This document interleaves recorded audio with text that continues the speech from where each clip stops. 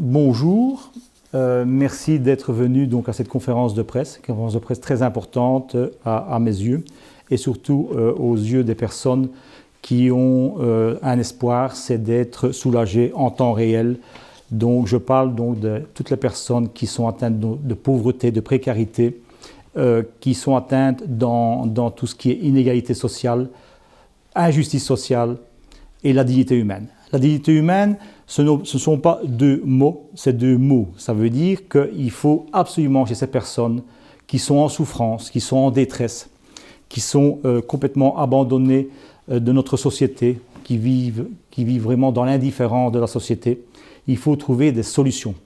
Donc c'est embêtant pour moi. C'est vraiment, je suis en colère de voir autant d'articles dans les journaux qui traitent de ces personnes en difficulté, qui meurent, faute d'argent, faute de nourriture, faute de logement, faute de soins de santé, et qu'il n'y a pas de réalisation à la hauteur du drame.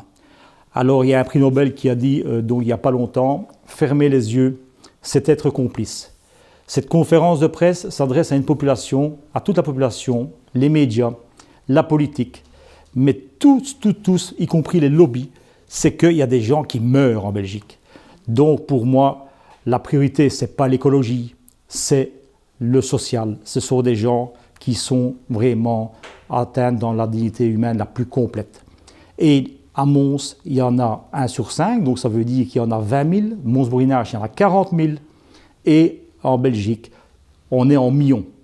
Alors s'il vous plaît, l'écologie, oui, le climat, oui, mais pensons d'abord à ces personnes qui sont sans soins et surtout sans aide.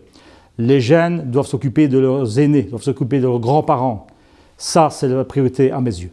Voilà, donc j'arrête un petit peu d'être trop pédago, mais c'est ce que je vois sur le terrain, donc il fallait que je le dise.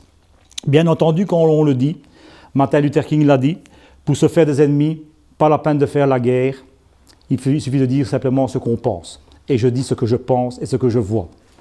Platon disait déjà, nul n'est plus détesté que celui qui dit la vérité. Donc, de grâce, je parle, mais c'est surtout ce que je vois, ce que je vis et ce que beaucoup de gens attendent de la population, c'est de l'aide, des réalisations. S'il vous plaît, écoutez-moi. Alors, aujourd'hui, le docteur Bouillon, citoyen, conseiller communal, il parle au nom de cette dignité humaine. Et si je n'avais pas eu Elisabeth, qui est une infirmière de cœur, si je n'avais pas eu cette dame qui m'a sauvé en 2011, je ne serais pas ici pour en parler. Donc je dis Elisabeth, merci pour tout ce que tu as fait pour moi jusque maintenant. Tu es mon porte-bonheur, je t'aime. Voilà. Donc voilà. Alors, à nous deux, merci, c'est gentil. À nous deux, nous avons décidé de combattre la pauvreté à notre façon. Pas par des paroles, pas par des promesses, mais par des actes et des réalisations. Et pour ce faire, aujourd'hui, j'ai la chance d'avoir Arnaud, qui est patron d'une société d'ambulance, qui va vraiment nous épauler pour pouvoir réaliser ces réalisations. Et donc Frédéric, la société Modulco, qu'on parlera un peu plus tard dans la conférence de presse. Alors, qu'est-ce que le docteur Bouillon a fait sur 2 ans pour essayer un petit peu d'améliorer ces personnes âgées en détresse, ces personnes âgées qui sont complètement déconnectées de l'aide de la population? La première chose, c'est que des moments où on est en détresse, des moments où on ne sait plus quoi faire, des moments où on ne sait plus à qui s'adresser, la première chose, c'est un numéro de téléphone gratuit. Et donc, nous avons, à titre privé, auprès de Proximus, mis ce fameux numéro, le 0800 12 505. 505 SOS.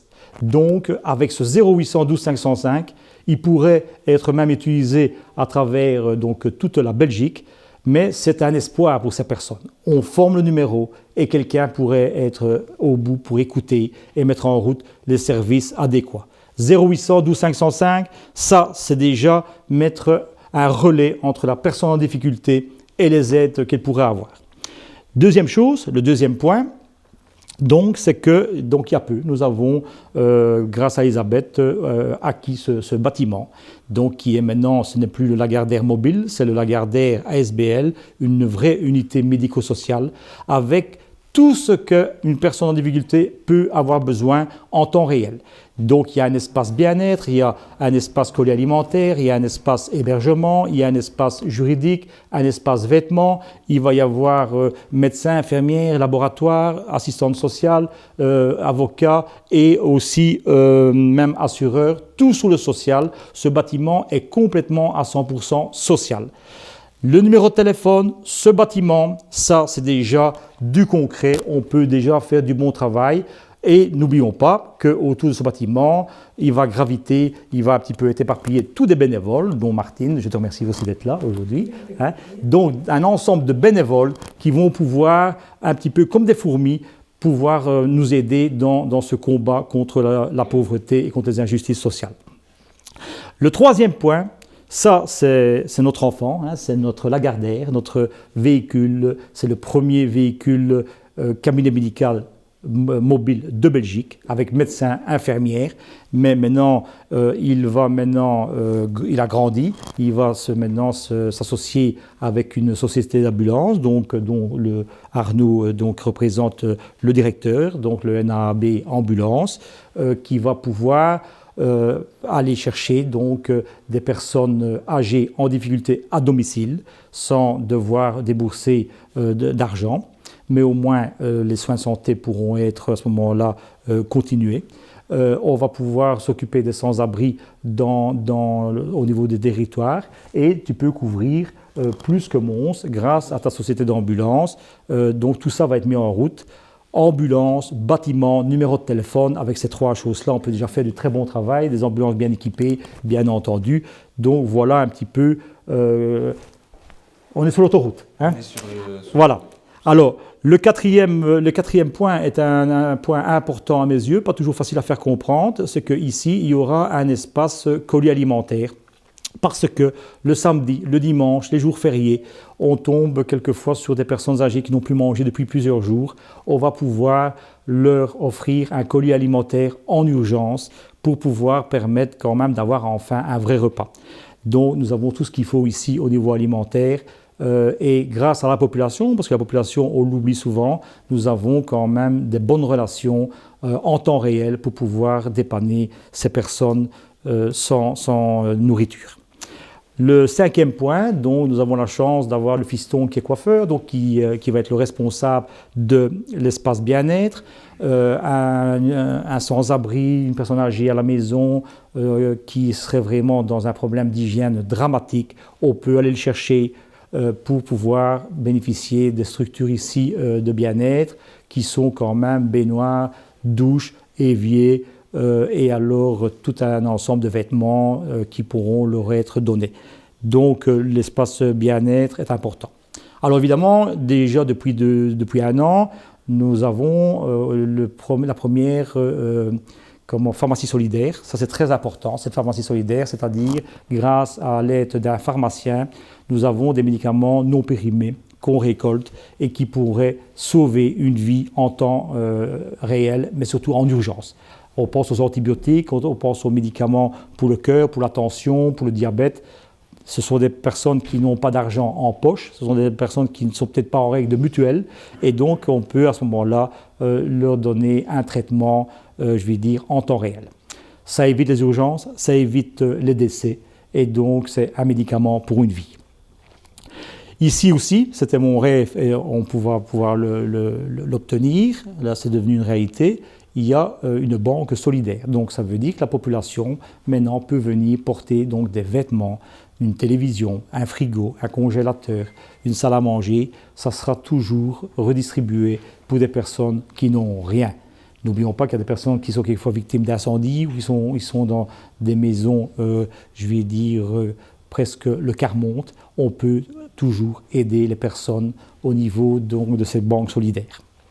Alors évidemment, le 8e point, ce sont évidemment le principal aussi dans la relation humaine, c'est-à-dire qu'ici, il y aura tous des professionnels qui vont pouvoir mettre en route dès que possible une aide sociale, une aide juridique, une aide humaine pour pouvoir un petit peu les diriger vers les services de la ville de Mons, parce que la ville de Mons a quand même un outil de travail extrêmement performant.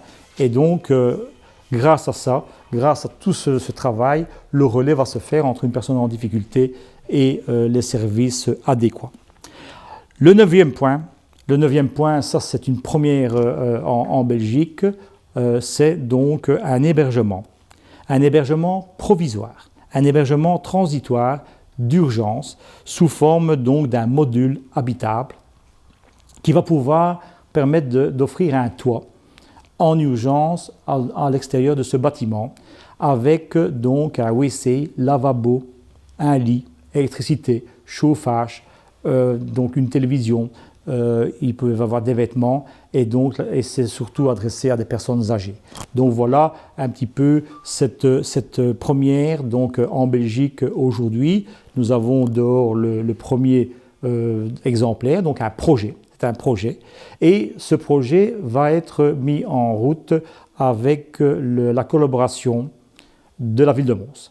Donc j'ai exposé le projet au niveau donc de l'Échevin, donc de l'urbanisme, et donc j'attends une réponse, mais c'est quelque chose qui va pouvoir prendre beaucoup d'ampleur. Donc voilà, nous formons un petit peu l'ensemble donc des services qu'une personne âgée peut avoir quand elle est en difficulté, mais ça peut être aussi des personnes sans abri. Ça, évidemment, nous ferons ce qu'on nous pourrons en fonction des priorités, mais nous espérons aussi que la population suive, qu'on va pouvoir être aidé aussi dans nos démarches. Le 10e point, qui est aussi important que les deux autres, c'est que pour faire la lutte contre la pauvreté, la lutte contre les inégalités sociales, on doit travailler en collaboration. Donc ça veut dire que, bien entendu, je suis à cheval sur ce concept de pouvoir travailler avec tous les acteurs de terrain, que ce soit la ville, que ce soit le fédéral, le régional, mais surtout la population, policiers, ambulanciers, tout ce qui est les médecins traitants, les infirmiers, les kinés, tous ensemble, on doit se serrer les coudes pour pouvoir aider les personnes en temps réel. Bien entendu, je pense aux bénévoles, que je remercie parce qu'ils font un travail de dingue. Je pense à toutes les associations caritatives et humanitaires. Et donc, avec toute cette collaboration, il y a moyen de pouvoir diminuer cette pauvreté. Je pense aussi aux politiciens et aux médias.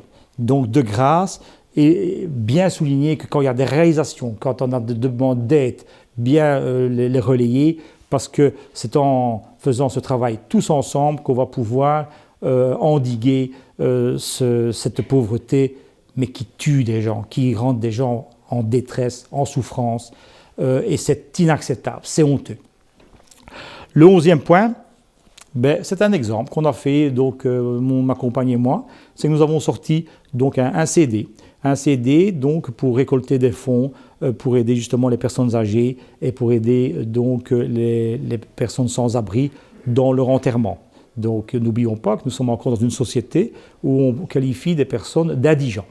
Des personnes qui ne savent même pas payer leur enterrement. Quand ils sont enterrés sans dignité, puisque personne n'assiste et ils n'ont peut-être même pas le droit d'avoir une heure de visite au funérarium. C'est dans ce cadre-là qu'on avait fait le CD et nous en sommes fiers parce que nous en avons quand même fait plusieurs enterrements d'indigents.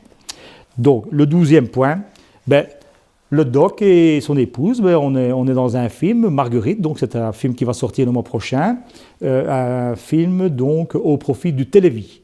Le Télévis est aussi, à mes yeux, très important. Parce que quand on parle de précarité, quand on parle de pauvreté, le cancer qui touche les enfants, qui touche les parents des enfants, n'ont pas toujours les moyens de se déplacer, n'ont pas les moyens d'acheter une poche, d'acheter des médicaments. Ils ne sont peut-être pas en règle de mutuelle. Et donc, il y a beaucoup d'enfants atteints de cancer qui n'ont pas les mêmes soins que d'autres. Et ça me met les glandes, donc, comme dirait l'autre. Et donc, par ce film, je vais essayer de sensibiliser un petit peu au Télévis que quand il y a un cancer, qu'il y a déjà une tristesse, qu'il y a déjà un drame dans la famille, tous ces enfants ont droit aux mêmes soins que les autres, et surtout ceux qui sont à domicile. Le 13e point. Alors le 13e point, je suis né le 13 décembre, donc le 13e point, c'est très important parce que la population a difficile à comprendre que quand on fait de la politique, ce n'est pas toujours pour en tirer un profit. La mission d'un conseiller communal que je suis, c'est le 13e point, comme par hasard, le 13e point, c'est faire respecter la dignité humaine. Donc, un conseiller communal, un politicien, doit quand même aussi se battre pour faire respecter cette dignité humaine que je vous ai expliqué pendant toute la conférence de presse, c'est vraiment se battre pour que la population en difficulté, en détresse, en souffrance, puisse avoir quand même moins à l'égard donc des politiciens et de la population. Alors évidemment, en tant que conseiller communal, j'ai des combats et je suis content de pouvoir les mettre sur la table donc à Mons. Ça peut être donc les enterrements des indigents, ça peut être les logements, ça peut être les ambulances sociales, ça peut être un petit peu tout ce qui touche le citoyen en difficulté donc sur le terrain. Et donc, la collaboration entre les différents groupes politiques, c'est important parce qu'ici, on est quand même dans la pauvreté, on est dans l'être humain, nous ne sommes pas des sauvages, on doit quand même maintenant savoir que des gens qui peuvent être soi-même, n'oublions pas que tout ce que je dis, ça peut vous arriver à vous. Un accident, une explosion, un attentat, une agression, un divorce, vous pouvez être bien un jour et 2 secondes après, ça bascule. Et quand ça bascule, vous vous dites, nous de Djoum, si j'avais quand même aidé, je serais quand même mieux aidé maintenant qu'avant. Donc, attention, ça peut arriver à tout le monde. Alors, évidemment, j'ai fait mes 13 points, je suis content, la conférence de presse, j'ai pu dire ce que j'ai dit, mais je voudrais terminer quand même la conclusion, c'est que je suis toujours médecin généraliste, je suis toujours sans un blâme, sans une sanction. Et donc le fait de dire la vérité, le fait d'ouvrir les yeux, ou de faire ouvrir les yeux la population, ça dérange. Beaucoup de personnes ne sont pas venues aujourd'hui parce que mon nom a été mis plusieurs fois dans le journal, parce que en période électorale, on a essayé de me descendre. Mais je m'en fous. Je suis libre, j'ai une liberté d'expression et je veux le bien de la population en difficulté. Donc, je vous remercie d'être venu. Je vous remercie surtout de me soutenir. Mon combat n'est pas terminé, mais de grâce, la priorité aujourd'hui, c'est aider les personnes qui sont en difficulté. Faites de votre mieux. La population doit être altruiste, doit être solidaire, doit être généreuse et doit surtout comprendre que ça peut lui arriver aussi à n'importe quel moment. Les jeunes, même chose. Les jeunes doivent aller voir leurs grands-parents, doivent aller voir leurs parents. Il y a ce côté humain qui doit revenir donc à la réalité. Ça n'existe pas. Ça, en tout cas, moi, médecin et mon épouse infirmière, c'est ce qu'on constate. Des personnes âgées font des jours et des jours sans voir personne de leur entourage. Voilà le message que je voulais transmettre aujourd'hui. Et j'espère que vous allez comprendre que c'est mon cœur qui a parlé. Parce que si on ne fait pas ça, nous allons avoir des drames, alors des drames qui vont prendre une part encore plus importante. Je pense, parce que j'ai oublié de le dire, je remercie Ted d'être venu, donc Gilets jaunes, parce qu'il y a des personnes qui sont quand même en train de travailler et qui ont du mal.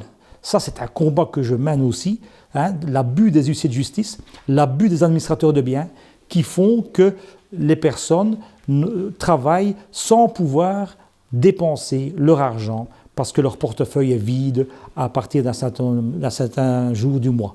Les loyers élevés, les huissiers, tous ces dépenses qu'ils doivent faire face font qu'ils ont le sentiment de travailler dans le vide.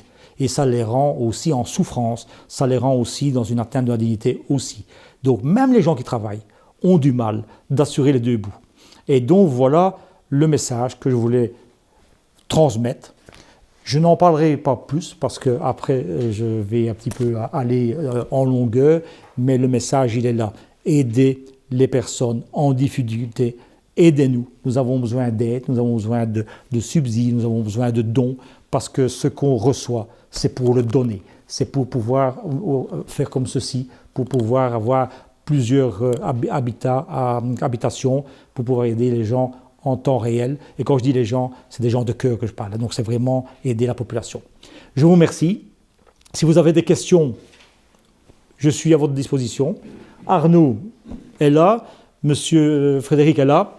On peut vous répondre, mais en tout cas, merci d'être venu. Votre présence me fait chaud au cœur. Merci.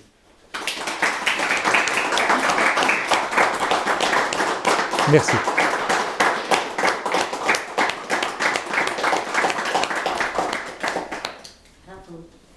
Voilà, si vous avez des questions. Des félicitations déjà. On le fait tous ensemble et on le fait avec cœur. Oui, mais c'est bien. Je pense que cette invitation à donner, c'est un peu aussi ouvrir nos cœurs, nos consciences, etc. En donnant, on reçoit. Tout à fait, tout à fait. On se fait du bien. Tout à fait. Et d'ailleurs, c'est quelquefois difficile à faire comprendre, mais déjà quand on voit dans le regard de la personne qu'elle est aidée, qu'elle peut trouver un espoir à sa détresse, nous autres, alors, on s'est gagné. Donc, on doit toujours aller vers les personnes avec empathie, avec gentillesse, avec compréhension, et que la personne qui est à terre et qui est malheureuse, ben, il faut dire qu'un jour, ça pourrait nous arriver, et qu'en faisant un petit geste, on leur apporte quelquefois tellement de soleil, c'est beau. Comme tu disais, à l'époque actuelle, voir ce qui se passe, mais ça n'est même plus humain. Non, non, non, parce qu'il y a des solutions. Non, il y a des solutions. Il y a des solutions et tous ensemble, on les trouvera. Cet habitat, j'étais saisi de le découvrir. Il y a moyen maintenant de leur donner un toit humain digne pour pouvoir, en attendant, trouver d'autres solutions. Les ambulances, même chose. Vous vous rendez compte qu'il y a des sans-abri qui font des dizaines et dizaines de kilomètres par jour pour essayer de trouver une solution à leur malheur. Personnes âgées qui ne savent pas aller à l'hôpital. Tout à fait. Déjà, moi, je c'est vrai. Quand il y a 4 papiers, alors il ne faut pas demander tout à fait. qui est dans la rue, qui est déconnecté, qui est... Tout à fait, tout à fait. Je comprends tout à fait. Et ça peut nous arriver. Ça peut nous arriver. Donc voilà. Alors je vous invite, si vous voulez, vous pouvez visiter le bâtiment, parce que ce que je viens de dire, ben, c'est du concret. Donc il y a l'espace bien-être, il y a l'espace alimentaire, il y a les logements en haut, à l'étage, il y a le module à l'extérieur, donc qui est un projet d'exposition. Il y a les ambulances. On ne fait pas les défibrillateurs aujourd'hui. Hein. Non. Non, ça va? D'accord, ok. Donc il y a... Pas de souci, hein. Et attention, il y a un étang. Enfin, il y a les ambulances, mais vous êtes chez vous, même n'importe quel moment, vous pouvez toujours venir ici. Le domaine est ouvert à tout le monde. Si maintenant la population a des dons, ça peut toujours servir. Ça ne sera jamais vendu, ça sera toujours pour donner à quelqu'un qui n'a rien. Et donc voilà, tous ensemble, tel un train, nous voulons un ensemble de wagons derrière qui pourront être des wagons de cœur et vraiment aider des personnes en difficulté. Voilà.